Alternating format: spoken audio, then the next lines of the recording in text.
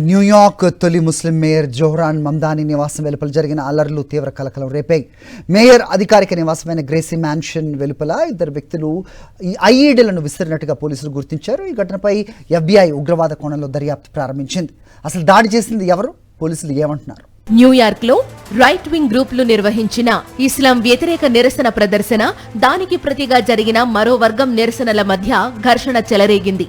ఈ క్రమంలో పెన్సిల్వేనియాకు చెందిన ఎమీర్ బాలాట్, ఇబ్రహీం కయూమీ అనే ఇద్దరు యువకులు మేయర్ మమ్దానీ ఇంటి సమీపంలో బాంబులను విసిరారు. బ్లాక్ టేప్ తో చుట్టిన ఒక గాజు సీసాలో నట్లు, బోల్టులు, స్క్రూలు వంటి లోహపు ముక్కలను నింపి ఈ ముడిపేలుడు పరికరాన్ని తయారు చేసినట్లు NYPD బాంబ్ స్క్వాడ్ వెల్లడించింది. అదృష్టవశాత్తు ఈ పరికరంలోని ఫ్యూజ్ వెలిగించినప్పటికీ అది పేలకుండానే ఆరిపోవడంతో పెను ప్రమాదం తప్పింది. ఒకవేళ ఇది పేలి ఉంటే ప్రాణ నష్టం జరిగి ఉండేదని అధికారులు పేర్కొన్నారు.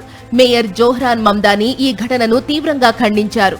ద్వేషం, జాత్యహంకారంతో కూడిన ఇటువంటి దాడులు సభ్య సమాజానికి గొడ్డలిపెట్టు అన్నారాయన.